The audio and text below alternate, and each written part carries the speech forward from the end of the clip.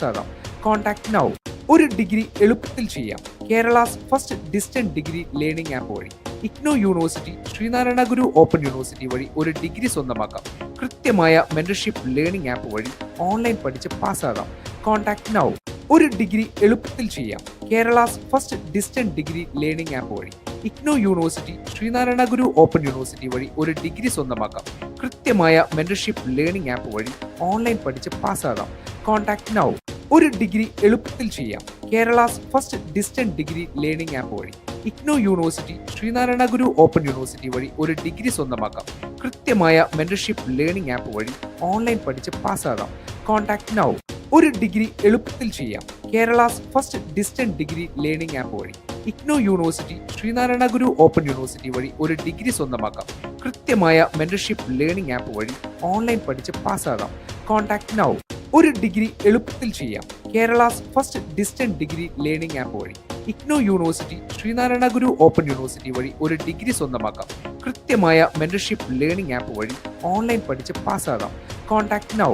ഒരു ഡിഗ്രി എളുപ്പത്തിൽ ചെയ്യാം. Kerala's first distant degree learning app വഴി.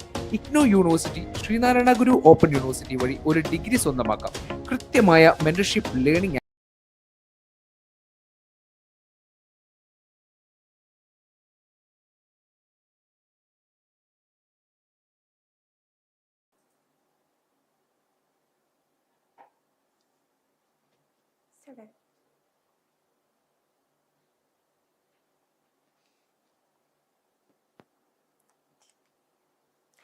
Hi hello good evening all, welcome back to Future Plus Academy. എല്ലാവർക്കും ഇന്നത്തെ സോഷ്യോളജി ക്ലാസ്സിലേക്ക് ഒരിക്കൽ കൂടി സ്വാഗതം. യെസ്, അപ്പൊ ഇന്ന് നമ്മുടെ BA സോഷ്യോളജിയിലെ second sem introduction to sociology ആണ് അടിപൊളിയായിട്ട് സെറ്റ് ആയിട്ട് പഠിക്കാൻ പോകുന്നത്. ഓക്കെ, അപ്പൊ ദാ നമ്മൾ ഇന്ന് ഉഷാറായിട്ട് എല്ലാവരും വന്നിട്ടുള്ള ഫ്രണ്ട്സ് എല്ലാവരും ഒന്ന് ചാറ്റ് ബോക്സിൽ ഒന്ന് അറിയിച്ചേ. നമ്മളിത് ഏകദേശം ഒരു 2 മിനിറ്റിനുള്ളിൽ ക്ലാസ് ഒക്കെ സ്റ്റാർട്ട് ചെയ്യാം. അപ്പൊ ഇതുവരെ വന്നിട്ടുള്ള എല്ലാ ഫ്രണ്ട്സും ബാക്കിയുള്ള നിങ്ങളുടെ ഫ്രണ്ട്സിനൊക്കെ വിളിച്ചിട്ട് പെട്ടെന്ന് വരാം. നമുക്ക് എന്ത് ചെയ്യണം, ഇൻട്രൊഡക്ഷൻ ടു സോഷ്യോളജി അടിപൊളിയായിട്ട് സെറ്റ് ആയിട്ട് ഇന്ന് 1 മണിക്കൂർ കൊണ്ട് പഠിച്ചെടുക്കണം. ഓക്കെ, അപ്പൊ നിങ്ങൾക്ക് ഈ പറയുന്ന മിസ് പറയുന്ന കാര്യങ്ങളൊക്കെ ക്ലിയർ ആവുന്നുണ്ടോ, അതുപോലെ സ്ക്രീന് കാണാൻ പറ്റുന്നുണ്ടോ എന്നുള്ള കാര്യങ്ങളൊക്കെ നിങ്ങൾ ചാറ്റ് ബോക്സിൽ അറിയിക്കാം കേട്ടോ. ഓക്കെ, സെറ്റാണ്. എന്തൊക്കെയാണ് നിങ്ങളെ പഠനമൊക്കെ എവിടെ വരെ എത്തി? നമ്മുടെ എക്സാം ഒക്കെ എത്തിയിട്ടുണ്ട്. അപ്പോൾ കുറഞ്ഞ സമയമുള്ളൂ അല്ലേ, നമ്മുടെ മുന്നിൽ കുറഞ്ഞ സമയമുള്ളൂ. ആ ഒരു ടൈമിൽ നമുക്ക് അടിപൊളിയായിട്ട് എന്ത് പഠിച്ചെടുക്കണം? നമ്മുടെ BA സോഷ്യോളജി ഫസ്റ്റ് ഇയറിലെ ഇൻട്രൊഡക്ഷൻ ടു സോഷ്യോളജി 2 എന്ന് പറഞ്ഞുള്ള ഒരു പേപ്പർ നമുക്ക് പഠിച്ചെടുക്കേണ്ടതായിട്ടുണ്ട്. ഇല്ല മക്കളെ? യെസ്, വന്നിട്ടുള്ളവരൊന്നും ആരും ചാറ്റ് ബോക്സിൽ കാണാനില്ലല്ലോ. കുറച്ച് പേരൊക്കെ വന്നിട്ടുണ്ട്, അവരൊന്നും ചാറ്റ് ബോക്സിൽ കാണുന്നില്ല. അന്നവരൊക്കെ ഒന്ന് മെസ്സേജ് ഹായ് അയച്ചേ. എല്ലാവർക്കും ഗുഡ് ഈവനിങ്. ചായയൊക്കെ കുടിച്ചിരിക്കുകയായിരിക്കും. നമുക്ക് കുറച്ച് അല്പസമയം 1 മണിക്കൂർ നമുക്ക് എന്ത് ചെയ്യണം, സോഷ്യോളജി പഠിക്കാനായിട്ട് മാറ്റി വെക്കാം. ഓക്കെ, എല്ലാവരും മിസ്സിന്റെ കൂടെ റെഡി ആണോ? ഓക്കെ, ശുഭം. യെസ്, അപ്പൊ നമുക്ക് ക്ലാസ് സ്റ്റാർട്ട് ചെയ്യാം. ഇവിടെ എത്തുന്നത് കാണുന്നില്ലല്ലോ, ചാറ്റ് ബോക്സിൽ ആരും കാണുന്നില്ല. ഇതാ ഒരാളെ എത്തിയിട്ടുള്ളൂ. അപ്പൊ നമുക്ക് എന്തായാലും പെട്ടെന്ന് തന്നെ സ്റ്റാർട്ട് ചെയ്യാം. ഇന്ന് നമ്മുടെ ഇഗ്നോ യൂണിവേഴ്സിറ്റിയില് BA സോഷ്യോളജി എടുത്തിട്ടുള്ള ഒരുപാട് മക്കളുണ്ടായിരിക്കും. അപ്പൊ അവർക്കൊക്കെ BA സോഷ്യോളജി കുറച്ച് കാര്യങ്ങൾ പറഞ്ഞു തരാൻ വേണ്ടിയിട്ടാണ് മിസ് ഇന്ന് എത്തിയിട്ടുള്ളത്. Okay, yes, Sanu's world hi. Yes Sanu, ബാക്കി എല്ലാ ഫ്രണ്ട്സിനെയൊക്കെ വിളിച്ചിട്ട് വാട്ടോ. നമുക്ക് അടിപൊളിയായിട്ട് സെറ്റ് ആയിട്ട് സോഷ്യോളജി പഠിക്കണം. ഓക്കെ, അപ്പം എല്ലാവർക്കും ഇന്നത്തെ ലൈവ് ക്ലാസ്സിലേക്ക് വെൽക്കം. ഓക്കെ, അപ്പൊ നമുക്ക് സ്റ്റാർട്ട് ചെയ്യാം. ഏകദേശം കുറച്ച് പേരൊക്കെ എത്തിയിട്ടുണ്ട്. 2 മിനിറ്റ് കഴിഞ്ഞു അല്ലേ? നമ്മൾ 7 മണിക്ക് പറഞ്ഞിട്ടുള്ള ലൈവാണ്. അപ്പൊ ഒരുപാട് ടൈം നമ്മൾ വെറുതെ പോകുന്നില്ല, നമുക്ക് ഒരുപാട് കാര്യങ്ങൾ പഠിക്കാനുണ്ട്. അപ്പൊ റെഡി ആണല്ലോ? എല്ലാരും റെഡി അല്ലേ? ആ ഒരു തമ്പ് ഇമോജിക്ക് ഒന്ന് ഇട്ടേ. എവിടെ ആരും കാണുന്നില്ലല്ലോ? യെസ്, അപ്പൊ നമ്മുടെ ഇഗ്നോ യൂണിവേഴ്സിറ്റിയുടെ ഒരു ക്രാഷ് കോഴ്സ് ആരംഭിച്ചിട്ടുള്ള വിവരം എല്ലാവരും അറിഞ്ഞിട്ടുണ്ടായിരിക്കും ഇല്ലേ? നമ്മുടെ ഫ്യൂച്ചർ പ്ലസ് അക്കാഡമി ഒരു ക്രാഷ് കോഴ്സ് ആരംഭിച്ചിട്ടുണ്ട്. അറിയാത്ത മക്കൾക്ക് വേണ്ടി പറയാണ്, നമ്മുടെ ഇഗ്നോ ക്രാഷ് കോഴ്സ് 30 ഡേയ്സ് ആണ് പോകുന്നത്. 30 ഡേയ്സിന്റെ ഒരു ക്രാഷ് കോഴ്സ് ആണ് ഇപ്പം നമ്മൾ ആരംഭിച്ചിട്ടുള്ളത്. അപ്പൊ ഏതൊക്കെ സബ്ജക്റ്റിനാണ് മിസ് ഈ പറയുന്ന ക്രാഷ് കോഴ്സ് എന്ന് ചോദിക്കുന്നവർക്ക് വേണ്ടിയിട്ട് ഏതൊക്കെയാണ്? നമ്മുടെ BA ഇംഗ്ലീഷ് ഉണ്ട്, BA സോഷ്യോളജി ഉണ്ട്, BA സൈക്കോളജി ഉണ്ട്, BCom, MA English, MA psychology and MCom. ഇത്രയും സബ്ജക്ട്സിനാണ് നമ്മുടെ ഫ്യൂച്ചർ പ്ലസ് അക്കാഡമി പ്രൊവൈഡ് ചെയ്യുന്ന ക്രാഷ് കോഴ്സ് ആരംഭിച്ചിട്ടുള്ളത്. അപ്പൊ ഇതുവരെ ജോയിൻ ചെയ്യാത്തവരുണ്ടെങ്കിൽ പെട്ടെന്ന് തന്നെ താഴെ കാണുന്ന നമ്പറിൽ കോൺടാക്ട് ചെയ്യാം കേട്ടോ. അപ്പൊ നിങ്ങൾക്ക് കിട്ടിയ ഒരു സുവർണ അവസരമാണ്. ഈ പറയുന്ന നമ്മളെ എല്ലാ പേപ്പേഴ്സിന്റെയും എല്ലാ യൂണിറ്റ്സുകളും അടിപൊളിയായിട്ട് റെക്കോർഡ് ചെയ്ത് വെച്ചിട്ടുണ്ട്. ഓക്കെ, അത് പോരാതെ നമ്മുടെ ആപ്ലിക്കേഷൻ ആക്സസ് ആണ്, അതുപോലെ PPT നോട്ടുകളൊക്കെ നിങ്ങൾക്ക് അവൈലബിൾ ആണ്. അപ്പൊ ഈ ഒരു അവസരം നിങ്ങൾ ആരും മിസ് ചെയ്യരുത്. എല്ലാവരും പെട്ടെന്ന് തന്നെ താഴെ കാണുന്ന നമ്പറിൽ ജോയിൻ ചെയ്യാം. ഓക്കെ, അപ്പൊ ആരൊക്കെ വന്ന്?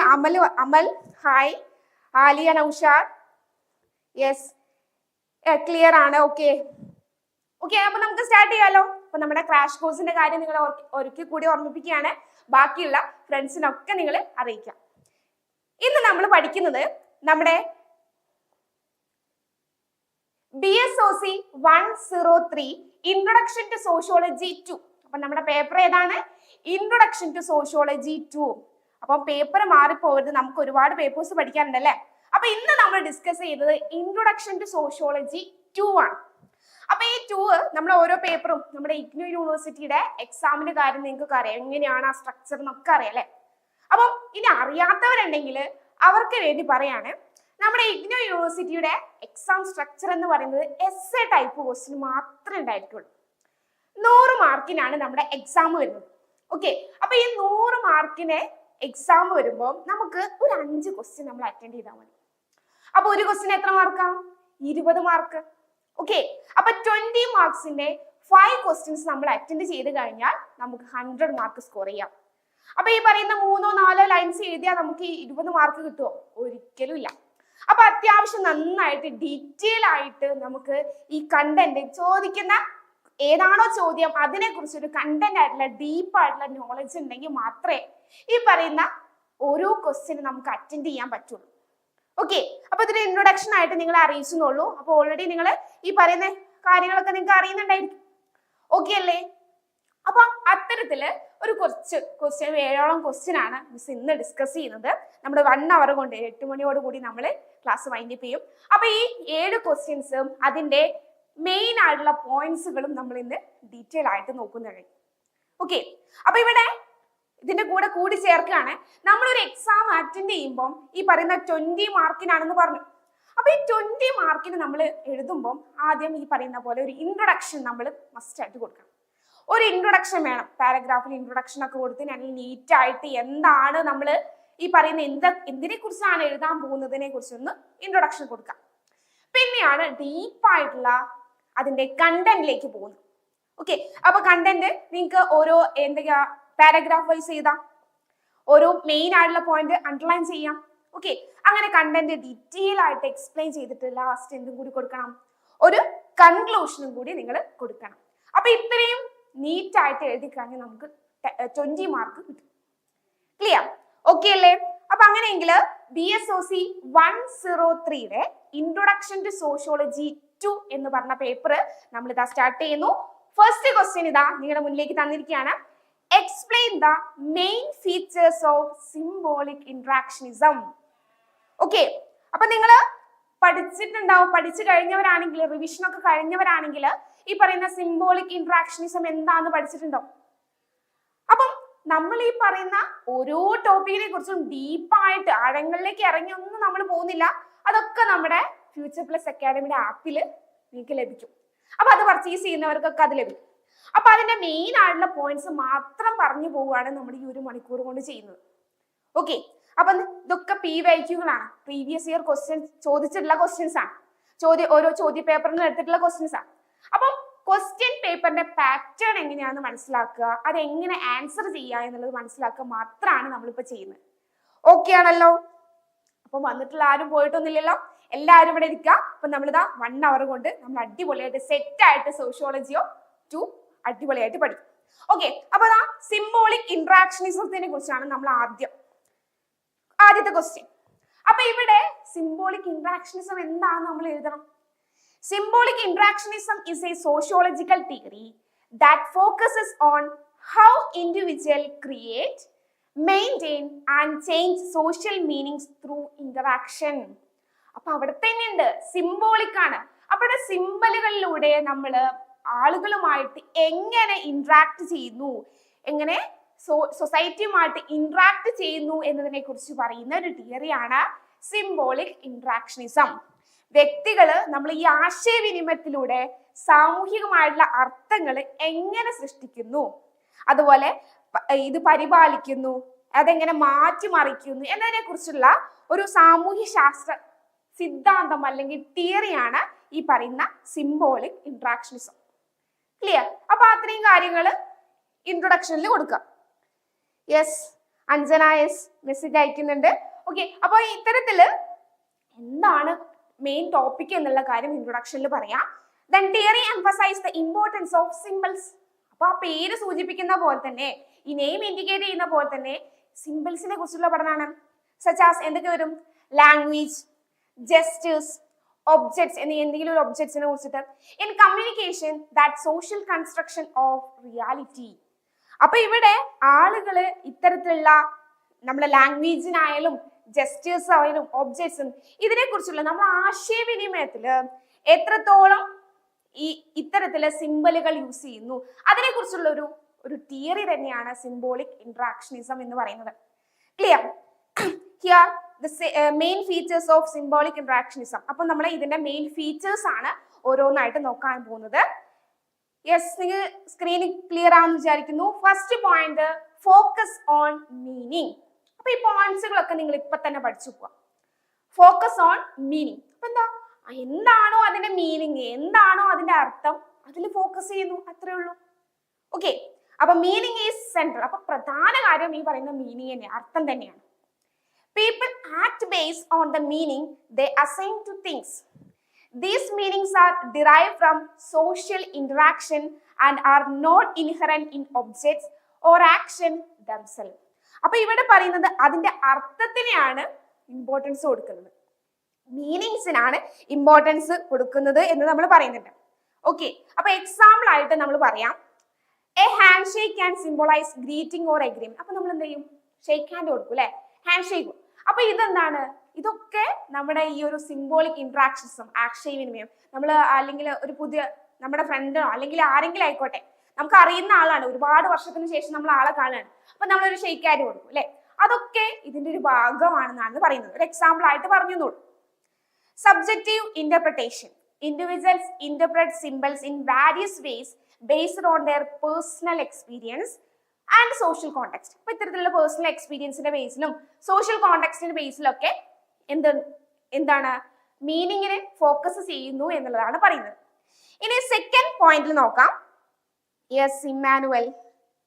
Okay, hi Immanuel. Importance of symbols ആണ് നെക്സ്റ്റ് പറയുന്നത്. Importance of symbols. Symbols are key to communication. അപ്പൊ ഈ ആശയവിനിമയത്തിന് എന്ത് ആവശ്യമാണ്? സിംബൽസ് അല്ലേ. അപ്പൊ ഈ ആശയവിനിമയമായിട്ട് ബന്ധപ്പെട്ട് കിടക്കുന്ന ഒന്നാണ് സിംബൽസ് എന്ന് പറയുന്നത്. Symbols like words, gestures, objects carry particular meaning that allow people to communicate. അപ്പൊ നമുക്ക് ഒരാളുമായിട്ട് കമ്മ്യൂണിക്കേറ്റ് ചെയ്യണമെങ്കിൽ ഇത്തരത്തിൽ സിംബൽസ് യൂസ് ചെയ്യും, വേർഡ്സ് യൂസ് ചെയ്യും, ജെസ്റ്റേഴ്സ് യൂസ് ചെയ്യും, ഇതൊക്കെ ആയിട്ടാണ് അല്ലെ. അപ്പൊ അത്തരത്തിലുള്ള ഒരു ഇമ്പോർട്ടൻസ്, സിംബലിന്റെ ഇമ്പോർട്ടൻസ് എന്ന് പറയുന്നത് വളരെയധികം വലുതാണ് എന്നുള്ളത് നമ്മുടെ സിംബോളിക് ഇന്ററാക്ഷനിസത്തിൽ പറയുന്നുണ്ട്. Okay, then third point, social interaction shape meaning. Symbolic ഇന്ററാക്ഷനിസത്തിന്റെ നെക്സ്റ്റ് ഫീച്ചർ ആണ് സോഷ്യൽ ഇന്ററാക്ഷൻ എന്ന് പറയുന്നത് മീനിങ്ങിനെ ഷേപ്പ് ചെയ്യുന്നുണ്ട്. അപ്പൊ ഇത്തരത്തിലുള്ള അർത്ഥത്തില് ഈ ഇന്ററാക്ഷൻ എന്ന് പറയുന്ന ഓൺഗോയിങ് ആണ്, നടന്നുകൊണ്ടിരിക്കുകയാണ് അല്ലെ.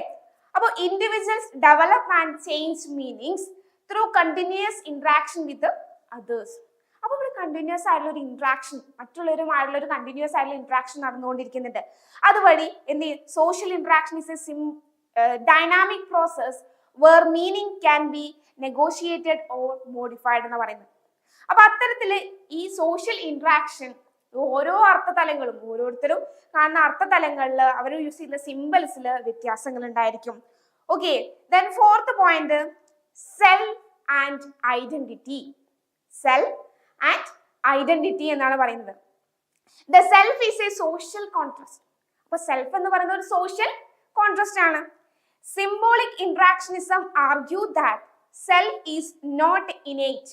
സെൽഫ് എന്ന് പറയുന്നത് ഒരു ഇനേറ്റ് അല്ല, but developed through social interaction.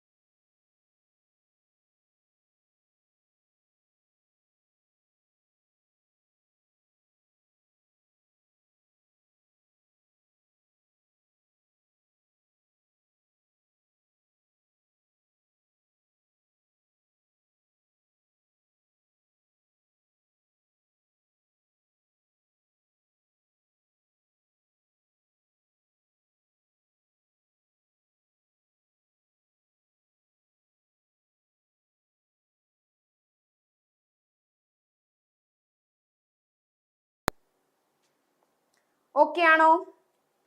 Yes, self and identity ആണ് നമ്മളിപ്പം പറഞ്ഞിട്ടുള്ള പോയിന്റ്. ക്ലിയർ? Fourth point. ഇനി ഇവിടെ നമ്പർ കൊടുത്തതിൽ തെറ്റിയിട്ടുണ്ട്. നമ്മുടെ ഫിഫ്ത്ത് പോയിന്റ് ആണ് മൈക്രോ ലെവൽ ഫോക്കസ് എന്ന് പറയുന്നത്. Micro level focus. ഓക്കെ, അപ്പൊ ഇവിടെ കാണാം. ഓക്കെ, ഇപ്പൊ ക്ലിയർ ആണോ? Micro level focus, emphasis on everyday life എന്ന് പറയുന്നത്. എംഫസിസ് ഓൺ എവറിഡേ ലൈഫുമായിട്ട് ഈ സിംബോളിക് ഇന്ററാക്ഷനിസം കണക്ട് ചെയ്യുന്നുണ്ട്.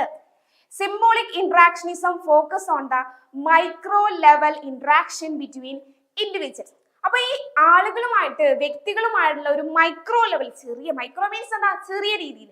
അപ്പൊ ചെറിയ രീതിയിലുള്ള ഇന്ററാക്ഷനെ പോലും ഇവിടെ എന്ത് ചെയ്തിട്ടുണ്ട്, സിംബോളിക് ആയിട്ട് ചിത്രീകരിച്ചിട്ടുണ്ട്.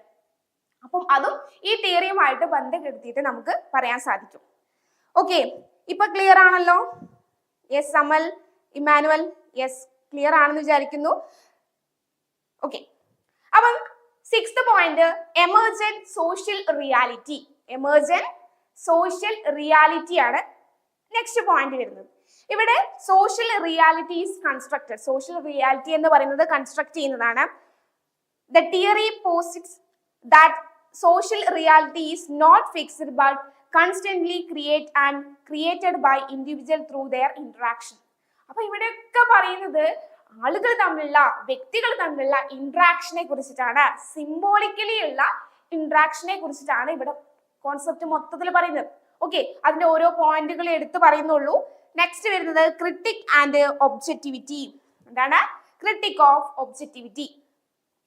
Rejection of determinism. Rejection of determinism പറയുന്നത്, unlike structuralist perspective that view individual as a shaped by social forces beyond their control, symbolic interactionism emphasize human agency, suggesting that people actively construct their social world. Okay, അപ്പൊ നമ്മുടെ ഈ നിത്യജീവിതത്തിൽ നമ്മൾ ആക്റ്റീവായിട്ട് എന്ത് ചെയ്യുന്നുണ്ട്, ആക്റ്റീവായിട്ട് ഇടപെടുന്നുണ്ട്. അപ്പൊ നമ്മൾ ആളുകളുമായിട്ട്, വ്യക്തികളുമായിട്ട് ഇത്തരത്തിലുള്ള സിമ്പലുകൂടെയും എന്ത് ചെയ്യും, ആളുകളുമായിട്ട് കമ്മ്യൂണിക്കേറ്റ് ചെയ്യുന്നുണ്ട്, ഇന്ററാക്ട് ചെയ്യുന്നുണ്ട്. അത്തരത്തിലുള്ള ഒരു ക്രിട്ടിക് ഓഫ് ഒബ്ജക്റ്റിവിറ്റി എന്ന റിജക്ഷൻ ഓഫ് ഡിറ്റർമിനിസം ആണ് ഇവിടെ പറഞ്ഞിട്ടുള്ളത് പോയിന്റ്. ഓക്കെ, ഇത്രയാണ് മെയിൻ ആയിട്ട് ഇവിടെ കൊടുത്തിട്ടുള്ള പോയിന്റ്സ്. ഒരു 7 പോയിന്റ്സ് ഉണ്ട്. ക്ലിയർ ആണെന്ന് വിചാരിക്കുന്നു. നമ്മൾ ഏതൊക്കെയാ പോയിന്റ് പറഞ്ഞത്? ഫോക്കസ് ഓൺ മീനിങ്, മീനിങ്ങിനെ ഫോക്കസ് ചെയ്യുന്നു. ഇമ്പോർട്ടൻസ് ഓഫ് സിമ്പിൾസ്, സിമ്പിളിന്റെ importance. Then social interaction shape meaning, self and identity, micro level focus, emergent social reality and the last one critique of objectivity. Okay, clear? Next question നോക്കാം. Second question, what is the basis of women's subordination according to liberal feminism? അപ്പൊ എന്താണ് ഈ പറയുന്ന സ്ത്രീകളുടെ ഈ പറയുന്ന കീഴ്വഴക്കത്തിന്റെ അടിസ്ഥാനം എന്ന് പറയുന്നത്? Liberal feminism, according to liberal feminism. അപ്പൊ ലിബറൽ ഫെമിനിസം എന്ന് പറയുന്ന ഒരു കോൺസെപ്റ്റ് നമ്മൾ ഇവിടെ പഠിക്കുന്നുണ്ട്. ഓക്കെ, ലിബറൽ ഫെമിനിസം എന്നുള്ളൊരു കോൺസെപ്റ്റ് നമ്മൾ പഠിക്കുന്നുണ്ട്.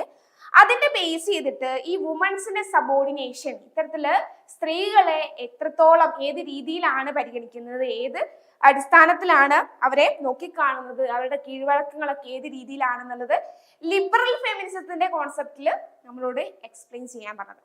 എന്താണെന്നാ ചോദിച്ചിട്ടുള്ളത്.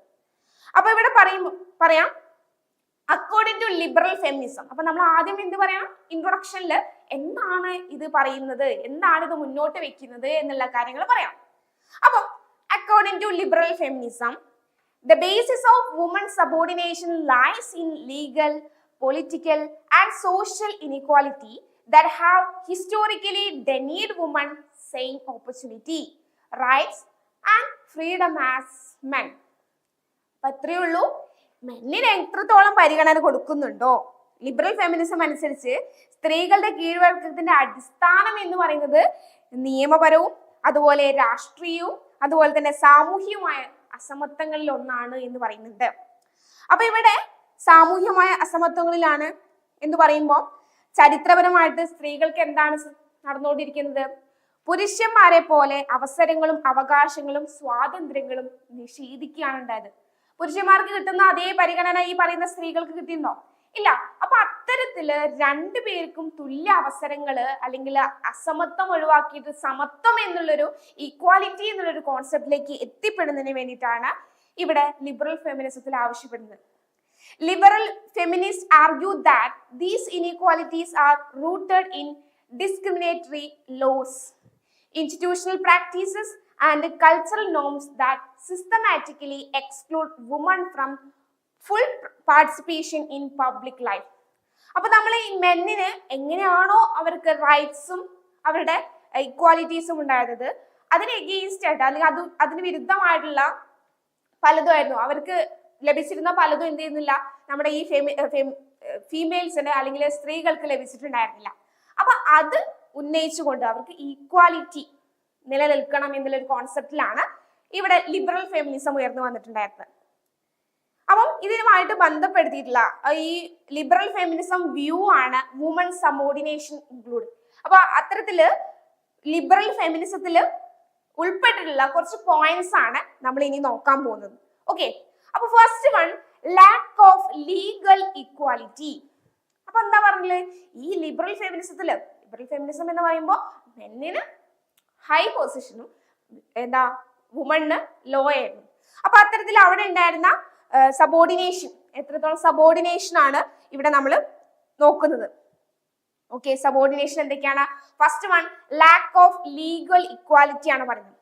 Women's subordination is perpetuated by law that either explicitly discriminate against them, fail to protect their rights.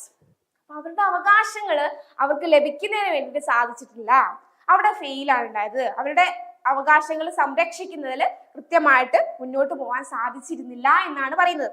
Clear ആണല്ലോ? യെസ്. ക്രാഷ് കോഴ്സ് അവൈലബിൾ ആണോ എന്ന് ചോദിക്കുന്നുണ്ട്. യെസ്, നമ്മുടെ ക്രാഷ് കോഴ്സ് അവൈലബിൾ ആണ്. നമുക്ക് താഴെ കാണുന്ന നമ്പറിൽ നിങ്ങൾക്ക് കോൺടാക്ട് ചെയ്താൽ നമ്മുടെ 30 days ക്രാഷ് കോഴ്സ് ആരംഭിച്ചിട്ടുണ്ട്, അതിൽ ജോയിൻ ചെയ്യാം. ഓക്കെ, അവിടെ second point, social and institutional barriers. എന്താണ് സോഷ്യൽ ആൻഡ് ഇൻസ്റ്റിറ്റ്യൂഷണൽ ബാരിയർ? അപ്പൊ ഒരുപാട് തടസ്സങ്ങളുണ്ട്. അപ്പൊ സോഷ്യൽ ആയാലും അല്ലെങ്കിൽ ഇൻസ്റ്റിറ്റ്യൂഷണൽ വൈസ് ആയാലും ഒരുപാട് ബാരിയേഴ്സ് നിലനിൽക്കുന്നുണ്ട്. Cultural and institutional norms often perpetuate gender stereotypes that place women in a subordinate role. അപ്പം ആളുകളുടെ ചിന്താഗതി എന്ന് പറയുന്നത് സ്റ്റീരിയോടൈപ്പ് ആണ്, മുൻധാരണ. അപ്പൊ അവിടെ സ്ത്രീകൾ അങ്ങനെയാണ്, അതുകൊണ്ട് അങ്ങനെ തന്നെ പോയിക്കോട്ടെ എന്നുള്ള രീതിയിൽ. അപ്പൊ അത്തരത്തിലുള്ള ജെൻഡർ സ്റ്റീരിയോടൈപ്സുകള് നിലനിന്നിട്ടുണ്ടായിരുന്നു. വർക്ക് പ്ലേസിലായാലും ഫാമിലിയിലായാലും എല്ലാ റോളും നമ്മുടെ ഇത്തരത്തില് വുമൻസിന് എതിരായിരുന്നു എന്നാണ് പറയുന്നത്. Then third point പറയുന്നത്, focus on individual rights and reforms. Focus on individual rights and reform. അവിടെ ഇൻഡിവിജ്വൽ റൈറ്റ്സിനും റിഫോംസിനും മാത്രമേ focus ചെയ്തിട്ടുണ്ടായിരുന്നുള്ളൂ. Liberal feminists believe that achieving gender equality requires reforming legal system and policy to ensure equal rights and opportunity for women. അപ്പൊ ഇവിടെ ഈ വുമൻസിനും അല്ലെങ്കിൽ മെന്നിനും മാത്രം അവകാശങ്ങൾ കിട്ടിയാൽ മതിയോ? പോരാ, അവിടെ ഈക്വാലിറ്റി നിലനിൽക്കണം. അതിനു വേണ്ടിയുള്ള റൈറ്റ്സുകളും റിഫോംസുകളും ഒക്കെയാണ് ആ കാലഘട്ടത്തിൽ വന്നുകൊണ്ടുണ്ടായിരുന്നത്. അപ്പൊ ഇതൊക്കെ ഇതിന്റെ കീ പോയിന്റ്സ് ആയിട്ട് നമുക്ക് പറയാം. Then autonomy and freedom of choice. അവിടെ ഒരു ഫ്രീഡം, നമുക്ക് എന്ത് തിരഞ്ഞെടുക്കണം, നമ്മുടെ ഇഷ്ടങ്ങൾക്കനുസരിച്ച് മുന്നോട്ട് പോകാനുള്ള ഒരു freedom of choice. Central to liberal feminism is the idea that all individuals, regardless of gender, should have the freedom to pursue their own goals and make life choices without being constrained by traditional gender roles on institutional barrier. അപ്പൊ ഇത്തരത്തില് institution ആയാലും gender റോൾസിലായാലും ഒരുപാട് ബെരിയേഴ്സുകളൊക്കെ നിലനിന്നപ്പം അവിടെ നമ്മുടെ ഇഷ്ടത്തിനനുസരിച്ചിട്ട് autonomy and freedom of choice ആണ് ഉണ്ടായിരുന്നത് എന്ന് പറയുന്നുണ്ട്. Liberal feminist typically seeks to address women's subordination through gradual reforms. അപ്പൊ അത്തരത്തില് ഒരുപാട് റീഫോംസുകൾ ഈ ഒരു കാലഘട്ടത്തിൽ ഉയർന്നു വന്നിട്ടുണ്ടായിരുന്നു within the existing social and political framework. അപ്പൊ നിലനിന്നിട്ടുള്ള പൊളിറ്റിക്കൽ ഫ്രെയിംവർക്കിനുള്ളിൽ നിന്നുകൊണ്ട് തന്നെ ഒരുപാട് വുമൺ സബോർഡിനേഷൻ എന്ത് ചെയ്തിട്ടുണ്ട്, ഒരുപാട് ഗ്രാജുവൽ റീഫോംസുകളൊക്കെ ഉരുത്തിരിഞ്ഞു വന്നിട്ടുണ്ട് എന്നുള്ള കാര്യങ്ങൾ കൂടി ഇവിടെ പറഞ്ഞിട്ടുണ്ട്. അപ്പൊ അത്തരത്തിലൊരു radical change structure of society, അപ്പൊ അത്തരത്തില് നമ്മുടെ ഈ സൊസൈറ്റിയിൽ ഒരു മാറ്റം ഉണ്ടാക്കുന്നതിനും സഹായിച്ചിട്ടുണ്ട് എന്നൊക്കെ പറയുന്നുണ്ട്. ഓക്കെ, അപ്പൊ അങ്ങനെ ഒരു കൺക്ലൂഷനോട് കൂടി നമുക്ക് ആ ഒരു ക്വസ്റ്റ്യൻ എന്ത് ചെയ്യാം, ആൻസർ വൈൻഡപ്പ് ചെയ്യാം. ഓക്കെ, അപ്പൊ ഇത്തരത്തില് മെയിൻ പോയിന്റ്സുകളൊക്കെ അണ്ടർലൈൻ ചെയ്ത് അതിനൊരു ഇൻട്രൊഡക്ഷൻ കൊടുത്ത് അതിന്റെ കണ്ടന്റുകൾ കൃത്യമായിട്ട് എക്സ്പ്ലെയിൻ ചെയ്ത് ഒരു കൺക്ലൂഷൻ കൂടി കൊടുത്തിട്ട് വേണം നിങ്ങൾ ആ ക്വസ്റ്റ്യൻ നിർത്താനായിട്ട്. ഓക്കെ, ക്ലിയർ ആണല്ലോ? ഇനി നമുക്ക് തേർഡ് ക്വസ്റ്റ്യനിലേക്ക് മൂവ് ചെയ്യാം. ഓക്കെ അല്ലേ? Third question, explain the evolutionary theories of culture. Question ഇത്രയേ ഉള്ളൂ. നമ്മുടെ ഏതൊക്കെയാണ് evolutionary theories of culture? Evolutionary theories, അപ്പം ഇവിടെ നമുക്ക് നോക്കാം. നമ്മുടെ സംസ്കാരത്തിന്റെ പരിണാമ സിദ്ധാന്തം എന്ന് പറയും. സംസ്കാരത്തിന്റെ പരിണാമ സിദ്ധാന്തങ്ങൾ ഏതൊക്കെയാണ് അതിനെ കുറിച്ച് എക്സ്പ്ലെയിൻ ചെയ്യാനാണ് ചോദിച്ചിട്ടുള്ളത്. ചോദ്യം ക്ലിയർ ആണല്ലോ? അപ്പൊ നമ്മുടെ എവല്യൂഷണറി തിയറീസ് ഓഫ് കൾച്ചർ എന്ന് പറയുന്നത് focus on how cultural practices, അപ്പം എങ്ങനെയാണ് കൾച്ചർ പ്രാക്ടീസ് ചെയ്തിട്ടുള്ളത്, ബിലീഫ്സ്, അതുപോലെ technologies and social norms change and adapt over time through process analogs to biological evolution. അപ്പൊ ഇത്തരത്തില് നമ്മുടെ സംസ്കാരത്തിന്റെ പരിണാമ സിദ്ധാന്തങ്ങള് അതിന്റെ സാംസ്കാരിക ആചാരങ്ങളായിക്കോട്ടെ, വിശ്വാസങ്ങളായിക്കോട്ടെ, സാങ്കേതിക വിദ്യ, ടെക്നോളജികള്, അതുപോലെ സാമൂഹികമായിട്ടുള്ള മാനദണ്ഡങ്ങള്, ഇതൊക്കെ ജൈവികമായിട്ടുള്ള പരിണാമത്തിന്റെ ഒരു സമാനമായിട്ടുള്ള പ്രക്രിയയുടെ കാലക്രമേണ എങ്ങനെ മാറുകയും പൊരുത്തപ്പെടുകയും ചെയ്യുന്നു എന്നാണ് ഇത് കേന്ദ്രീകരിക്കുന്നത്. അപ്പൊ ഈ സാംസ്കാരികമായിട്ട് ഇത്തരത്തിലുള്ള പ്രാക്ടീസ് ആയിക്കോട്ടെ, ആചാരങ്ങളായിക്കോട്ടെ, ടെക്നോളജികളായിക്കോട്ടെ, ഇതൊക്കെ ഏത് രീതിയിൽ മുന്നോട്ട് പോകുന്നു അതിനനുസരിച്ച് ഒരുപാട് തിയറികള് എന്ത് ചെയ്തിട്ടുണ്ട്, ആരംഭിച്ചിട്ടുണ്ട്. അത്തരം തിയറികളെ കുറിച്ചൊക്കെയാണ് നമ്മളിവിടെ പറയുന്നത്. These theories build on the concept that culture. അപ്പൊ ഇവിടെ സംസ്കാരവുമായി ബന്ധപ്പെടുത്തിയിട്ടാണ് ഈ തിയറികളൊക്കെ ഉരുത്തിരിഞ്ഞു വന്നത്. എങ്ങനെയാണ്? സംസ്കാരവുമായിട്ട് ബന്ധപ്പെടുത്തിയതാണ്. Like genes undergoes variation, inheritance and selection. അപ്പൊ കൾച്ചർ ഉണ്ട്, ജെൻസ് ഉണ്ട്, അണ്ടർഗോസ് വാരിയേഷൻ, ഇൻഹെറിറ്റൻസ്, ഇതിന്റെയൊക്കെ ഭാഗമായിട്ടാണ് ഇത്തരം തിയറികളൊക്കെ ഉരുത്തിരിഞ്ഞു വന്നിട്ടുള്ളത്. Below are the key ideas within the evolutionary framework of culture. അപ്പൊ അതിന്റെ കീ ഐഡിയാസുകൾ, ഓക്കെ, കീ ഐഡിയാസുകളാണ് ഇവിടെ കൊടുത്തിട്ടുള്ളത്. First one, cultural evolution and biological evolution. Cultural evolution and biological evolution കൊടുത്തിട്ടുണ്ട്. അപ്പൊ ഇവിടെ ബയോളജിക്കൽ എവല്യൂഷൻ എന്ന് പറയുമ്പോൾ എങ്ങനെയാണ്? ഇവിടെ ജനറ്റിക് ചേഞ്ചസ് ആണ്. ബയോളജിക്കലി നമുക്ക് നോക്കാം, ജനറ്റിക് ചേഞ്ചസ് ആണ്. In population over time due to natural selection, genetic drift, mutation and gene flow. അപ്പൊ ഇത്തരത്തിലുള്ള ഒരു ജനറ്റിക്കലി ഉള്ള ചേഞ്ചസിനെയാണ് ഇവിടെ ബയോളജിക്കൽ എവല്യൂഷനിൽ നമ്മൾ പോയിന്റ് ചെയ്യുന്നത് ഈ തിയറി പ്രകാരം. Okay, clear? Then cultural evolution ആവുമ്പോൾ refers to changes in human culture, knowledge, practice, norms, technologies and social institution. അത്തരത്തിലുള്ള ഒരു മാറ്റമാണ് ഇവിടെയൊക്കെ നമുക്ക് കാണാൻ സാധിക്കുന്നത്. സെക്കൻഡ് പോയിന്റ് ആണ് key changes of cultural evolution. Cultural എവല്യൂഷനുള്ള കീ ചേഞ്ചസ്. അപ്പൊ ഇവിടെ വാരിയേഷൻ എന്ന് പറയുമ്പോൾ just as genetic mutation create biologically diversity, different cultural practices and ideas emerge within society, often through innovation or the adaptation of existing cultural elements. അപ്പൊ അത്തരത്തിലുള്ള variation ഈ പറയുന്ന cultural എവല്യൂഷനിലൊക്കെ ഉണ്ട്. അതുപോലെ സെലക്ഷന്റെ ബേസിലായാലും ഇൻഹെറിറ്റൻസിന്റെ ബേസിലായാലും ഇതിലെല്ലാം ഒരുപാട് മാറ്റങ്ങൾ നമുക്ക് കാണാൻ സാധിക്കുന്നുണ്ട് എന്ന് പറയുന്നുണ്ട്, കൂട്ടിച്ചേർത്ത് പറയുന്നുണ്ട്. ദെൻ ഡ്യുവൽ ഇൻഹെറിറ്റൻസ് തിയറിയാണ് നെക്സ്റ്റ് പറയുന്ന പോയിന്റ്. അവിടെ ഈ തിയറി പ്രകാരം emphasize that human behaviour is shaped by the interaction of two inheritance system. അപ്പൊ നമ്മുടെ ഹ്യൂമൻ ബിഹേവിയർ പ്രകാരം നമ്മൾ എന്ത് ചെയ്തിട്ടുണ്ട്? Interaction of two inheritance system ഉണ്ട്, രണ്ട് ഇൻഹെറിറ്റൻസ് സിസ്റ്റം ഉണ്ട്. ജനറ്റിക് ഇൻഹെറിറ്റൻസ് ആണ് ഒന്നെങ്കിൽ, സെക്കൻഡ് വൺ ഏതാണ്? Cultural inheritance. ഏതൊക്കെയാണ്? Genetic inheritance and cultural inheritance. Clear? Unlike other animals, മറ്റ് ആനിമൽസിനെ എടുത്ത് നോക്കുമ്പോൾ നമ്മുടെ ഹ്യൂമൻസിന് എന്താ പ്രത്യേകത? Humans are influenced both their biological evolution and by the culture. അപ്പൊ നമ്മൾ ഈ പറഞ്ഞിട്ടുള്ള ബയോളജിക്കലിലും അതുപോലെ തന്നെ ഈ പറഞ്ഞ ലാസ്റ്റ് പറഞ്ഞ കൾച്ചറിലും കോമൺ ആയിട്ട് വരുന്നുണ്ട്. മറ്റ് ആനിമലിനേക്കാളും നമ്മൾ എന്ത് ചെയ്യുന്നുണ്ട്? Both their biological and cultural evolution. Okay, then memetics ആണ് പറയുന്നത്, inspired by Richard Dawkins concept of meme. അപ്പം ഈ റിച്ചാർഡ് ഡാവ്കിന്റെ മെം എന്നുള്ള കോൺസെപ്റ്റിൽ നിന്ന് ഇൻസ്പയർ ആയിട്ട് വന്നിട്ടുള്ളതാണ് introduce in his book the selfish ജനം. അപ്പൊ അദ്ദേഹത്തിന്റെ സെൽഫിഷ് ജനം എന്ന് പറഞ്ഞ ബുക്കിലാണ് ഇത് ഈ ഒരു കോൺസെപ്റ്റ് കൊണ്ടുവന്നിട്ടുള്ളത്, എഴുതിയിട്ടുള്ളത്.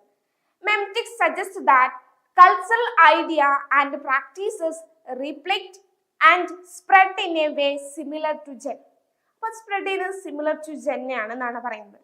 MIMS are units of cultural information. ആ രീതിയിലൊക്കെ ബിലീഫ്സ്, ഹാബിറ്റ്സ്, സോങ്സ്, അത്തരത്തിലുള്ള ഒരുപാട് മാറ്റങ്ങളെ കുറിച്ചൊക്കെ ഇവിടെ പറയുന്നുണ്ട്. ഇത് ഡീറ്റെയിൽ ആയിട്ട് നമ്മൾ പോകുന്നില്ല. അപ്പം next point cultural group selection ആണ്. Cultural group selection. അപ്പൊ ഇവിടെ കൾച്ചറൽ ഗ്രൂപ്പ് സെലക്ഷൻ എന്ന് പറയുമ്പോൾ this theory propose that cultural evolution can occur not only at the level of individual but also the group level എന്നാണ്. അപ്പൊ അതിന്റെ ലെവലിൽ not only on the level of individual ലെവലിൽ മാത്രമല്ല ഗ്രൂപ്പ് ലെവലിൽ അത് പറയുന്നുണ്ട്. ഗ്രൂപ്പ് സെലക്ഷൻ എന്ന് പറയും, കൾച്ചറൽ ഗ്രൂപ്പ് സെലക്ഷൻ ആണ്.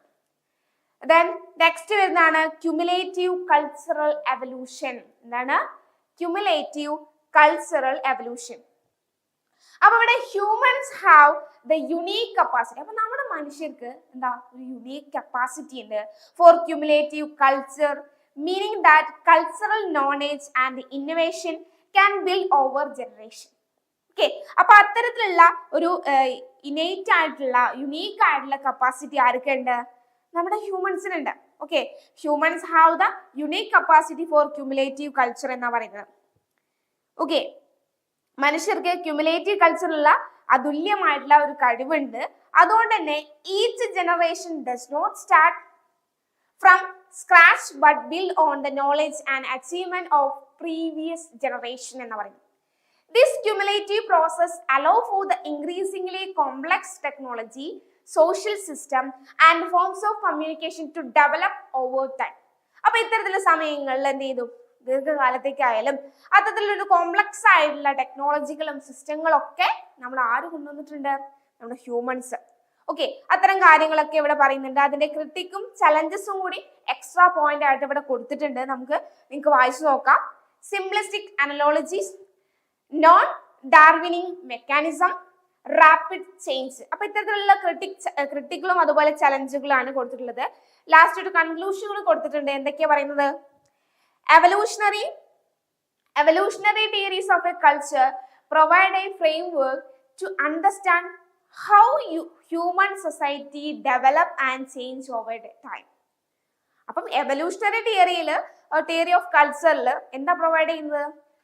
Framework to understand how human society develop and change over time.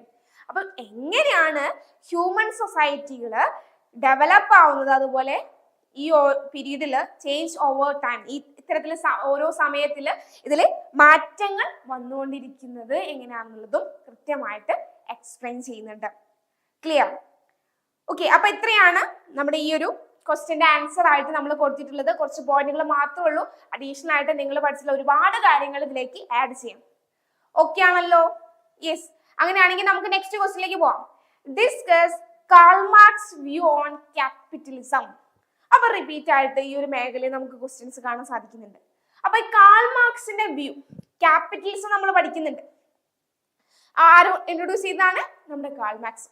അപ്പൊ കാൾ മാർക്സിന്റെ വ്യൂ അറിയണ്ടേ? ഇങ്ങനെ ക്യാപിറ്റലിസം ഒക്കെ കൊണ്ടുവന്നേ, എന്നിട്ട് കാൾ മാർക്സിന്റെ വ്യൂ എന്താണ് ക്യാപിറ്റലിസം എന്ന് പറയുമ്പോ? അപ്പൊ ഈ Karl Marx critic of capitalism is one of his most influential contribution to philosophy.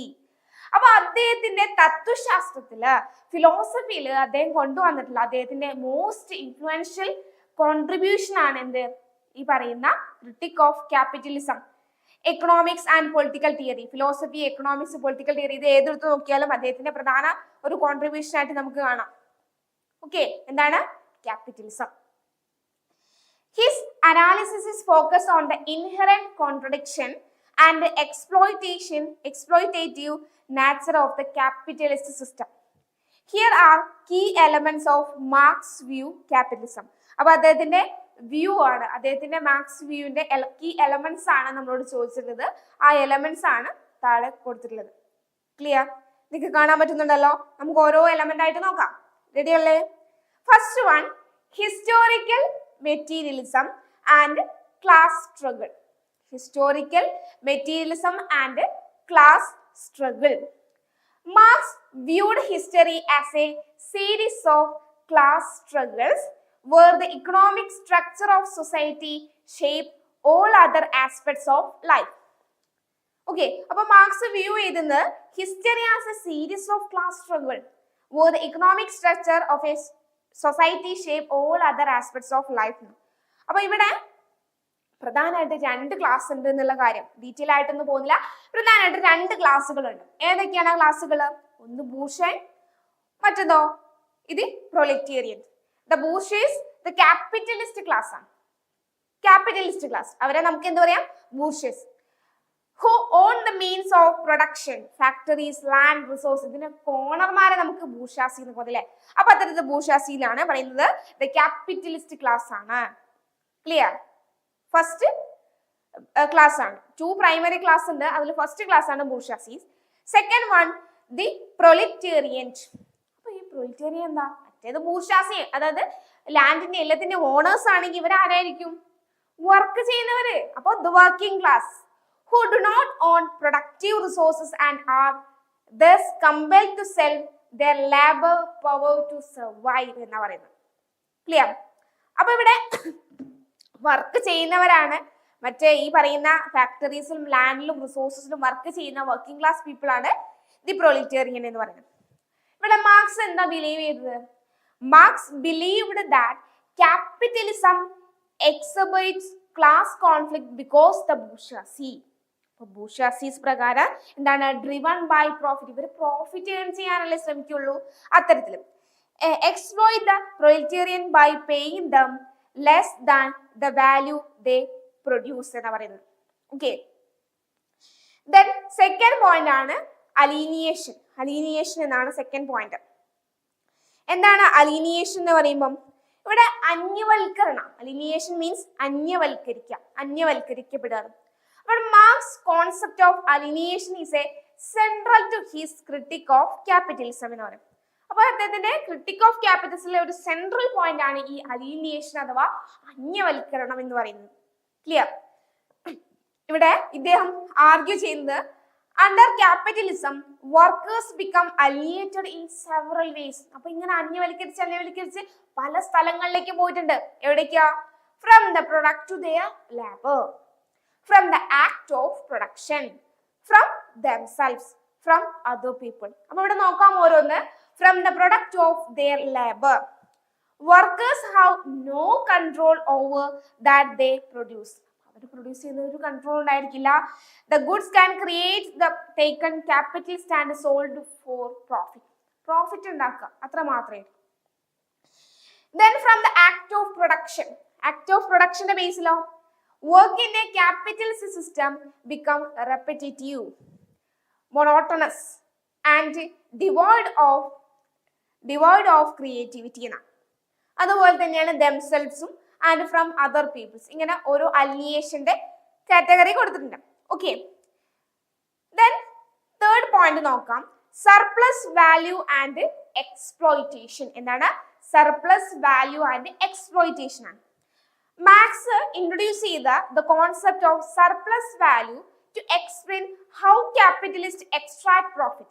എങ്ങനെയാണ് ഈ പറയുന്ന ക്യാപിറ്റലിസ്റ്റ് പ്രോഫിറ്റ് എക്സ്ട്രാക്ട് ചെയ്യുന്നത് എന്നുള്ള കാര്യത്തെ കുറിച്ചാണ് നമ്മുടെ മാർക്സ് എന്ത് ചെയ്തിട്ടുള്ളത്, ഇൻട്രൊഡ്യൂസ് ചെയ്തിട്ടുള്ള കോൺസെപ്റ്റ് എന്ന് പറയുന്നത്. He argued the workers produce more value during the work day than the receiving wages. അപ്പൊ അവിടെ എന്താ അദ്ദേഹം ആർഗ്യൂ ചെയ്യുന്നത്, workers produce more value during there work day than the receiving wage. Okay, അപ്പൊ കൂടുതൽ എന്ത് ചെയ്യണം, പ്രൊഡ്യൂസ് ചെയ്യുക എന്നുള്ള ഒരു ആർഗ്യുമെന്റ് ആയിരുന്നു. The difference between what they produce their labour's value and what they are paid their wage. അവർക്ക് കിട്ടുന്ന വേജ് അവരെന്താണോ പ്രൊഡ്യൂസ് ചെയ്യുന്നത് അത് ലാബേഴ്സ് വാല്യൂ അതാണ്. അപ്പൊ അവർക്ക് കിട്ടുന്നതിനേക്കാൾ കൂടുതൽ എന്ത് ചെയ്യണം, പ്രൊഡ്യൂസ് ചെയ്യണം. അതെ, അവർക്ക് തുച്ഛമായിട്ടുള്ള ഈ വേജ് ലഭിക്കുന്നുള്ളൂ, അതിനേക്കാൾ നമ്മൾ പ്രൊഡ്യൂസ് ചെയ്യുക, വർക്ക് ചെയ്യുക, പണിയെടുക്കുക, അത്ര തന്നെ. ഓക്കെ, ഈ surplus value which the capitalist appropriate as profit, ലാഭം നേടുക എന്നുള്ളത് മാത്രമാണ് ഇവിടെ പറഞ്ഞത് surplus value and exploitation. Fourth point, the tendency of capitalism to crisis. Tendency of capitalism to crisis. ഇവിടെ മാർക്സ് predict ചെയ്തിട്ടുണ്ട് that capitalism due to its internal contradiction would inevitably experience cycle of boom and bust leading to economic crisis. അപ്പോൾ ഇവിടെ ഒരു economic crisis ഉണ്ട്, tendency to capitalism ക്രൈസിസിലേക്ക് എത്തിപ്പെടാനുള്ളത്. These crises are not accidental. അപ്പോൾ ഈ crisis എന്ന് പറഞ്ഞാൽ accidentally സംഭവിക്കുന്ന ഒന്നല്ല, but they arise from fundamental features of the system. ഈ നമ്മുടെ എന്താ സിസ്റ്റത്തിന്റെ പ്രകാരമായിട്ട് എന്താ പല രീതിയിലും ആക്സിഡന്റ് അല്ലാതെ തന്നെ പല രീതിയിലും ഇത് കടന്നു വരാം, ഈ ക്രൈസിസ് കടന്നു വരാം എന്നുള്ളതാണ് പറയുന്നത്. ഓവർ പ്രൊഡക്ഷൻ എന്ന് കാര്യം, over production. Capitalism tend to produce more goods than the market can absorb. അപ്പോൾ മാർക്കറ്റിന് വേണ്ടതിനേക്കാൾ കൂടുതൽ എന്ത് ചെയ്യാണ്, പ്രൊഡ്യൂസ് ചെയ്യാണ്, leading to crisis excess supply. അപ്പൊ അവിടെ ഒരു excess supply, crisis of excess supply ഉണ്ടാവുകയാണ്. കോൺസെൻട്രേഷൻ ഓഫ് ക്യാപിറ്റൽ, ക്യാപിറ്റലിന്റെ കോൺസെൻട്രേഷൻ എന്ന് പറയുന്നത്. As capitalist compete wealth become concentrated in fewer hands. പിന്നെ ഫാളിംഗ് റേറ്റ് ഓഫ് പ്രോഫിറ്റ്, പ്രോഫിറ്റിന്റെ റേറ്റ് കുറയുന്ന സമയത്തും ഇത്തരത്തിലുള്ള ക്രൈസിസുകൾ ഉണ്ടാവാം. അപ്പൊ ഈ പോയിന്റുകളൊക്കെ നിങ്ങൾ കൃത്യമായിട്ട് എന്ത് ചെയ്യണം, പഠിച്ചു വെക്കണം. ക്രൈസിസിനുള്ള കാര്യങ്ങൾ ഓവർ പ്രൊഡക്ഷൻ ഉണ്ടാവാം, കോൺസെൻട്രേഷൻ ഓഫ് ക്യാപിറ്റൽ ആവാം, ഫാളിംഗ് റേറ്റ് ഓഫ് പ്രോഫിറ്റും ആവും. Okay, any reasons. Okay, then the fifth point, inequality and crisis of polarization. Inequality and class polarization ആണ്. മാർക്സ് ആർഗ്യൂ ചെയ്യുന്നത് that capitalism inherently leads to growing inequality. The wealth of the capitalist class increase. അപ്പോൾ wealth of the capital class എന്ത് ചെയ്യുന്നുണ്ട്, increase ചെയ്യുന്നുണ്ട്. While the proletariat is left increasingly impoverished. The class polarization Marx believe ചെയ്തിട്ടുള്ളത് എന്താ, would eventually lead to evolutionary situation in which the working class would overthrow the capitalism system and establish socialism. അപ്പോൾ ഇനീക്വാലിറ്റിയും class പോളറൈസേഷനെ കുറിച്ചാണ് അദ്ദേഹത്തിന്റെ മറ്റൊരു key element ആയിട്ട് പറയുന്നത്. Okay, അപ്പൊ ഇത്രയാണ് ഈ ഒരു നമ്മുടെ മാർക്സിന്റെ ക്യാപിറ്റലിസം വ്യൂവിനെ കുറിച്ചിട്ട് പറയാനുള്ളത്. കുറച്ച് പോയിന്റുകളൊക്കെ കൊടുത്തിട്ടുണ്ട്, കൂടുതലായിട്ട് നിങ്ങൾ പഠിച്ച പോയിന്റുകളുമായിട്ട് ആഡ് ചെയ്തത് നമുക്ക് ഒരു ഡീറ്റെയിൽ ആയിട്ടുള്ള ഒരു വലിയൊരു എസ്സേ തന്നെ എഴുതാൻ സാധിക്കും. ഓക്കെ അല്ലേ? Then next ക്വസ്റ്റിലേക്ക് മൂവ് ചെയ്യാം. Then explain Durkheim's view on division of labor. മറ്റൊരു എന്താ നമ്മുടെ സോഷ്യോളജിസ്റ്റ് ആണ് ഡർക്കീം എന്ന് പറയുന്നത്. അപ്പോൾ ഡർക്കീമിന്റെ വ്യൂ എന്താണ്, ഡിവിഷൻ ഓഫ് ലേബർ പ്രകാരം ഡർക്കീമിന്റെ വ്യൂ എന്താണ് എന്നുള്ളതാണ് നമുക്ക് നോക്കാനുള്ളത്. ഓക്കെ അല്ലേ? അപ്പോൾ ഡർക്കീമിന്റെ ഫുൾ നെയിം എന്താണ്? Emile Durkheim. Emile Durkheim a fundamental sociology, ഒരു എന്താ ഒരു പ്രമുഖനായുള്ള സോഷ്യോളജിസ്റ്റ് ആണ് നമ്മുടെ കഥാകാരൻ. ഇവിടെ എന്താ Emile Durkheim. Okay, explore the concept that division of labor in his seminal work The Division of Labor in a Society. അപ്പോൾ അദ്ദേഹത്തിന്റെ ബുക്കാണ് The Division of Labor in a Society എന്ന് പറയുന്നത്. ഓക്കെ, അപ്പോൾ division of labour in a society 1893 1893 ഇറങ്ങിയതാണ്. His analysis aimed to understand how modern society maintains social order and cohesion, especially as they become more complex and differentiated എന്ന് പറയും. Okay, അപ്പൊ അത്തരത്തില് അദ്ദേഹത്തിന്റെ കീ ആസ്പെക്ട്സ് ഡർക്കീം വ്യൂ ഏതൊക്കെയാണ് നമുക്ക് ഓരോന്നായിട്ട് നോക്കാം. റെഡി അല്ലേ? Mechanical solidarity VS organic solidarity.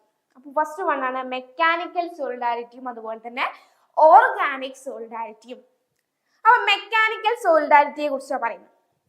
This type of social cohesion is typical of traditional simple societies, അതായത് ട്രൈബൽ ഓർ റൂറൽ കമ്മ്യൂണിറ്റി പ്രകാരം, where individuals share similar task. അപ്പൊ ഇവിടെ എന്താണ്? ഇൻഡിവിജ്വൽ ഷെയർ സിമിലർ ടാസ്കുകളാണ് ഷെയർ ചെയ്യുന്നത്. അതായത് വാല്യൂസ്, അതുപോലെ ബിലീവ്സുകൾ, life styles.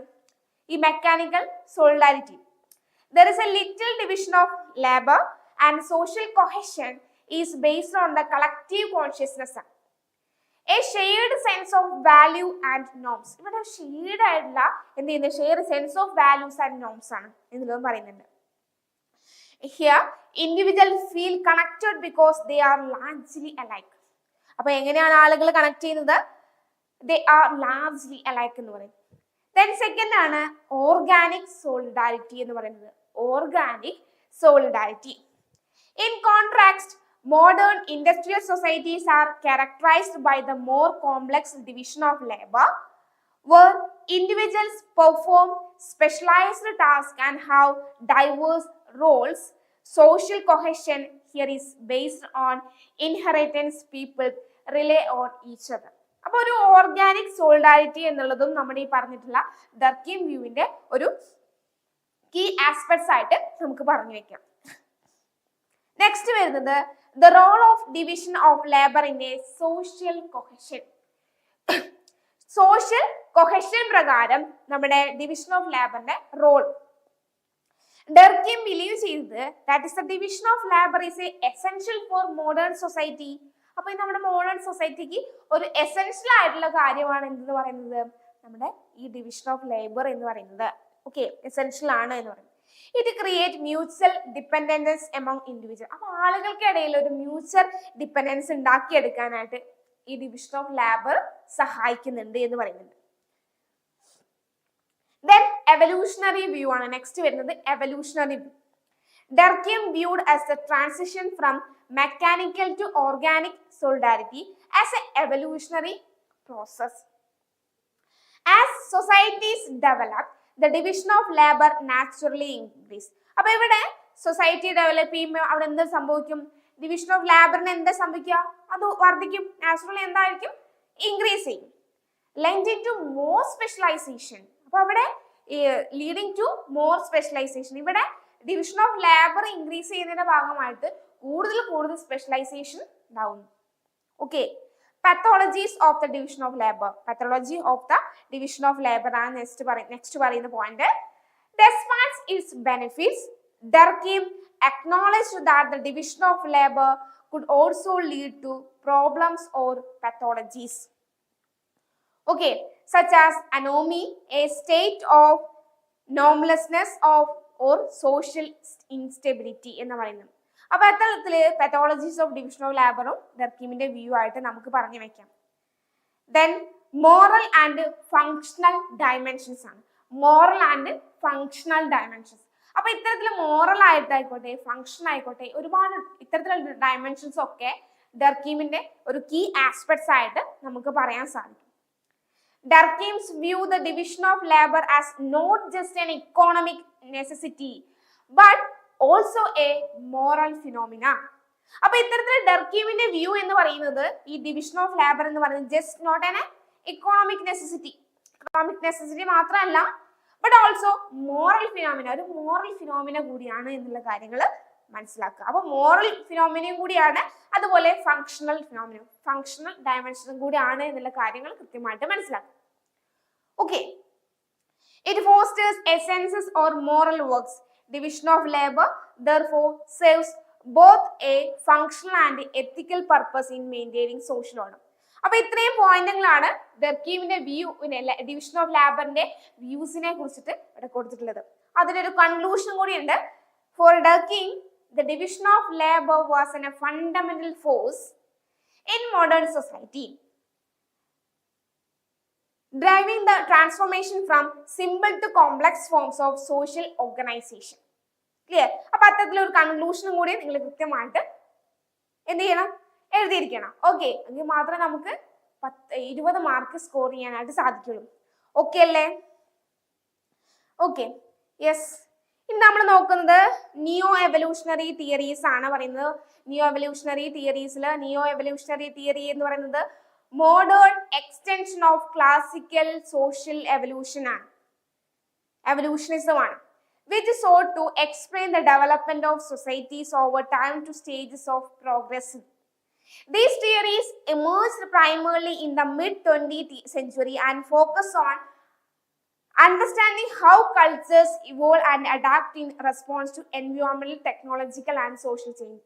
അപ്പോൾ ഒരു 20-ാം നൂറ്റാണ്ടിന്റെ പകുതിയോടുകൂടി ആയപ്പോൾ സമയത്താണ് എന്ത് സ്റ്റാർട്ട് ചെയ്യുന്നത്, നിയോ എവല്യൂഷണറി തിയറീസുകൾ ആരംഭിക്കുന്നത്. അപ്പൊ അത്തരത്തിലുള്ള നിയോ എവല്യൂഷണറി തിയറിയെ കുറിച്ചിട്ടാണ് നമ്മൾ ഇവിടെ പറയുന്നത്. Unlike earlier evolutionary theory that implied a unlinear path of progression, അവിടെ ഒരു unlinear path of regression ആണ്, path of progression ആണ് ഇവിടെ നമുക്ക് കാണാൻ സാധിക്കുന്നത്. അപ്പൊ അത്തരത്തില് കുറച്ച് പോയിന്റ് നിയോ എവല്യൂഷണറി തിയറീസും അദ്ദേഹത്തിന്റെ അതുപോലെ അത് കൊണ്ടുവന്നിട്ടുള്ള തിങ്കേഴ്സിനെ കുറിച്ചാണ് ഇവിടെ കൊടുത്തിട്ടുള്ളത്. നിങ്ങൾക്ക് കാണാൻ സാധിക്കുന്നതായിരിക്കും അല്ലെ. ഏതാണ് first one? Leslie White and cultural evolution ആണ്.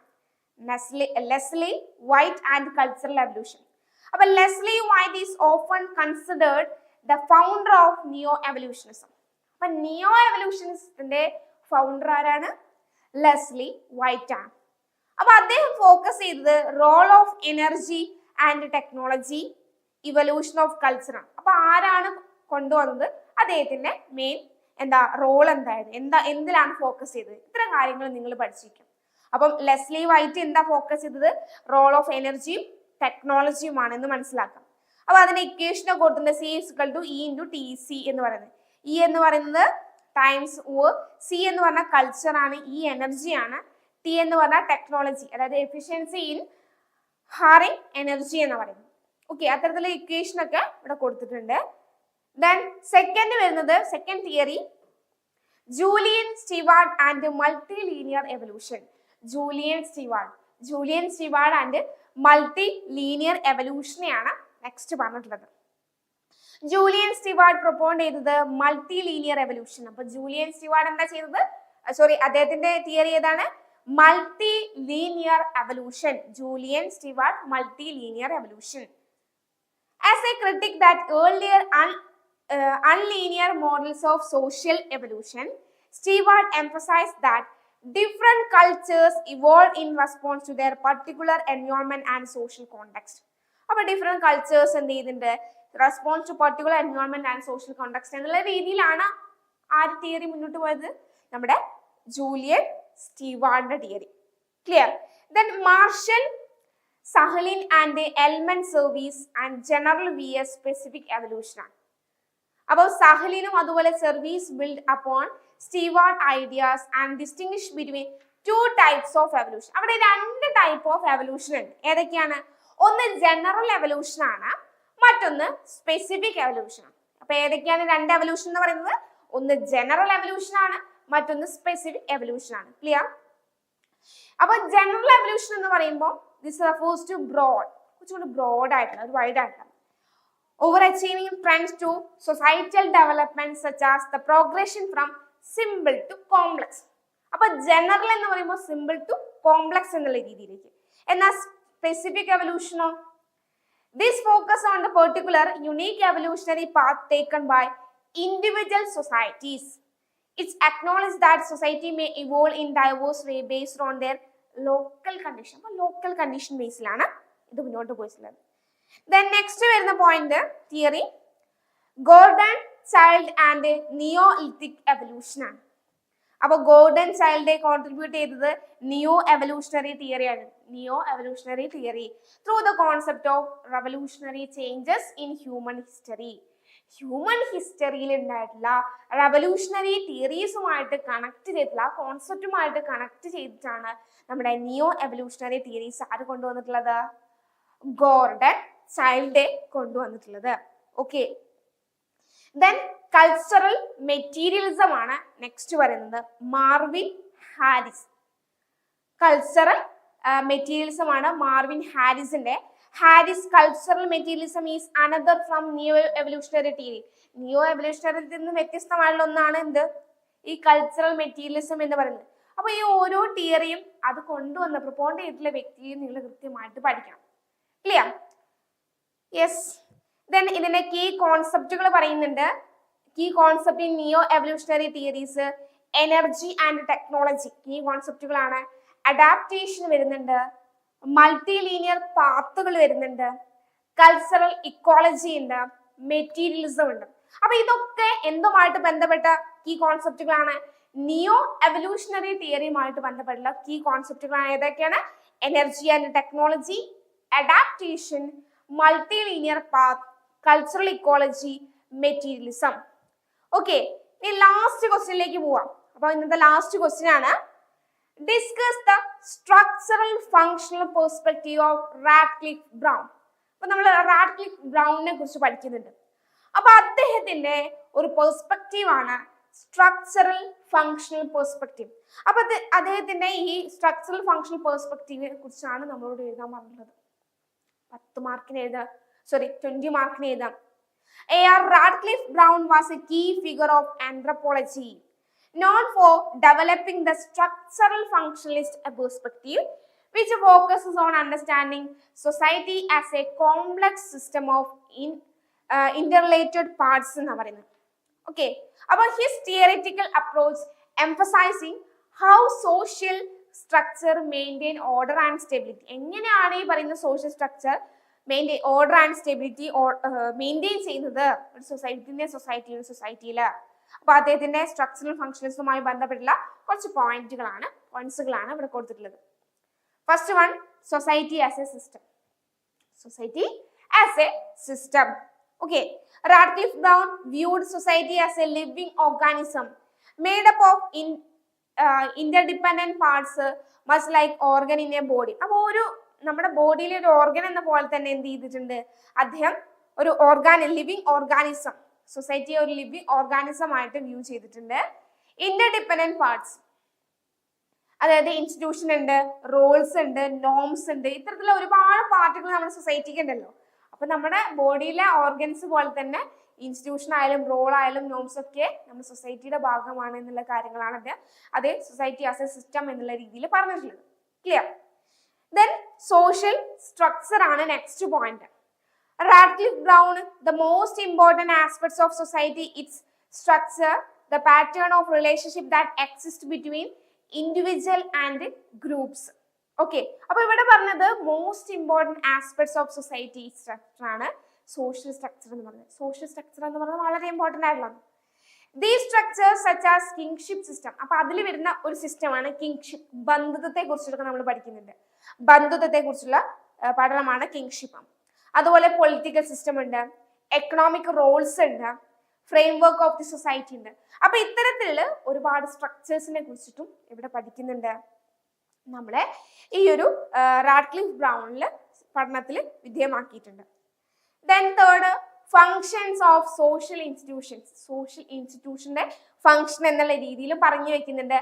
Radcliffe Brown proposed that all social institutions serve a function in maintaining the society, social order and cohesion. അപ്പോൾ ഒരു എക്സാമ്പിൾ കൂടി കൊടുത്തിട്ടുണ്ട്. ഇൻസ്റ്റിറ്റ്യൂഷൻ ലൈക്ക് ഫാമിലി, നമ്മുടെ ഫാമിലി, അതുപോലെ തന്നെ റിലീജിയൻ, ലോ, ഇതൊക്കെ എന്ത് ചെയ്യുന്നുണ്ട്?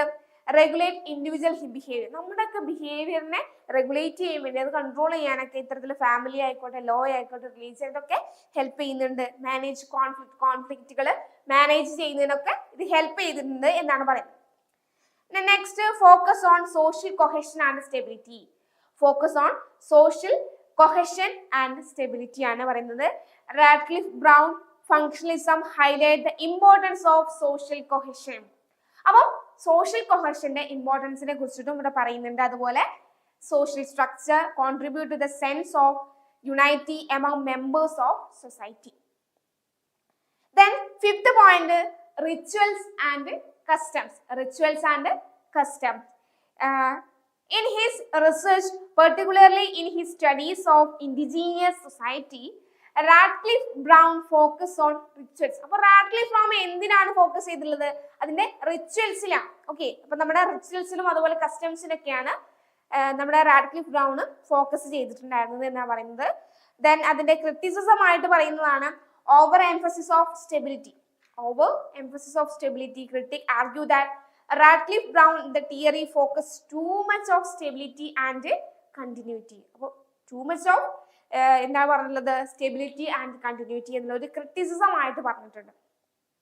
Then a historical approach.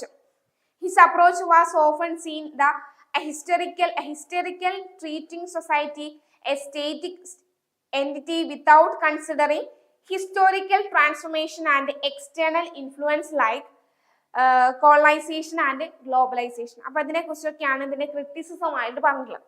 അപ്പൊ ഇത്രയും പോയിന്റുകളാണ് ഇവിടെ ഉൾപ്പെടുത്തിയിട്ടുള്ളത്. ലാസ്റ്റ് ഇതിനൊരു സമ്മറി അല്ലെങ്കിൽ കൺക്ലൂഷൻ എന്നുള്ള രീതിയിൽ Radcliffe brown structural functionalism sought to explain how societies maintain internal cohesion through interrelated structure and the functional role of social institution എന്നുള്ള രീതിയിൽ കൊടുത്തിട്ടുണ്ട്. ഓക്കെ, അപ്പൊ ഇത് has be critic for its limitation. ലിമിറ്റേഷന് പ്രകാരം കുറച്ച് ക്രിട്ടിക്കുകൾ നിലനിൽക്കുന്നുണ്ട്. ഓക്കെ, അപ്പൊ ഇത്രയാണ് നമ്മുടെ ഇന്നത്തെ ക്ലാസ്സിൽ നമുക്ക് ഡിസ്കസ് ചെയ്യാനുണ്ടായിരുന്നത്. ഓക്കെ, 7 ക്വസ്റ്റ്യൻസ് നമ്മൾ നോക്കിയിട്ടുണ്ട്. അപ്പം ഇത്തരത്തില് നമ്മൾ ഓരോ ക്വസ്റ്റ്യനും 20 മാർക്ക് നമ്മൾ നേടണം. 20 മാർക്കിന് ജസ്റ്റ് എന്താണ് കണ്ടന്റ് എന്നത് അറിഞ്ഞാൽ മാത്രം പോരാ, ഡീപ്പായി അറിഞ്ഞെങ്കിൽ മാത്രമേ നമുക്ക് എഴുതാൻ സാധിക്കുള്ളൂ. അപ്പൊ അതിനൊക്കെ ഹെൽപ്പ് ചെയ്യാൻ വേണ്ടിയിട്ടാണ് നമ്മുടെ ഫ്യൂച്ചർ പ്ലസ് അക്കാഡമി ഇപ്പൊ നിങ്ങൾക്ക് ഒരു ക്രാഷ് കോഴ്സ് പ്രൊവൈഡ് ചെയ്തിട്ടുള്ളത്. അപ്പൊ ഈ 30 days ക്രാഷ് കോഴ്സ് ആണ് ആരംഭിച്ചിട്ടുള്ളത്. അപ്പൊ അതില് നമ്മൾ ഈ ഓരോ പേപ്പറിന്റെയും ഓരോ പേപ്പറിന്റെ യൂണിറ്റ് വൈസ് വീഡിയോ ക്ലാസ്സുകൾ നിങ്ങൾക്ക് ലഭിക്കും. അതുപോലെ PPT നോട്ട്സുകൾ, അതുപോലെ വീഡിയോ ക്ലാസ്സുകൾ, മെന്റർ സപ്പോർട്ട്, ഇതെല്ലാം ലഭിക്കുന്നുണ്ട്. BA English, sociology, Malayalam, MA English, MA Malayalam തുടങ്ങിയിട്ടുള്ള സബ്ജക്റ്റുകൾക്കാണ് ഇപ്പൊ ക്രാഷ് കോഴ്സ് ആരംഭിച്ചിട്ടുള്ളത്. അപ്പൊ ഇനി ആർക്കെങ്കിലും താല്പര്യമുണ്ട്, ജോയിൻ ചെയ്യാൻ ഇൻട്രസ്റ്റ് ഉണ്ട് എങ്കിൽ താഴെ കാണുന്ന നമ്പറിൽ നിങ്ങൾ ഇപ്പൊ തന്നെ വിളിക്കുക. ഇനി ജോയിൻ ചെയ്യുന്ന മക്കളാണ് ഇവിടെ ഉള്ളതെങ്കിൽ നിങ്ങൾ എന്ത് ചെയ്യണം, ബാക്കി ഫ്രണ്ട്സിനെയൊക്കെ അറിയിക്കുക, അവരോട് ജോയിൻ ചെയ്യാൻ പറയാം. ഓക്കെ, അപ്പൊ ഈ ക്ലാസ് എല്ലാവർക്കും ഹെൽപ്ഫുൾ ആയി എന്ന് വിചാരിക്കുന്നു. ഓക്കെ, ആരും ലൈവ് ഒന്നും പോയിട്ടില്ലല്ലോ. അപ്പൊ ഇത്രയും നേരം ഇത് കേട്ട എല്ലാവർക്കും താങ്ക് യു. അപ്പൊ നമുക്ക് ക്ലാസ് വൈൻഡ് അപ്പ് ചെയ്യാം. അപ്പൊ ക്ലാസ് ഇഷ്ടമായെങ്കിൽ നിങ്ങൾ ബാക്കി ഫ്രണ്ട്സിനൊക്കെ അയച്ചു കൊടുക്കുക, എല്ലാവരോടും ക്ലാസ്സുകളൊക്കെ കാണാൻ പറയാം. ഓക്കെ, അപ്പൊ എല്ലാവർക്കും ഒരിക്കൽ കൂടി താങ്ക് യു.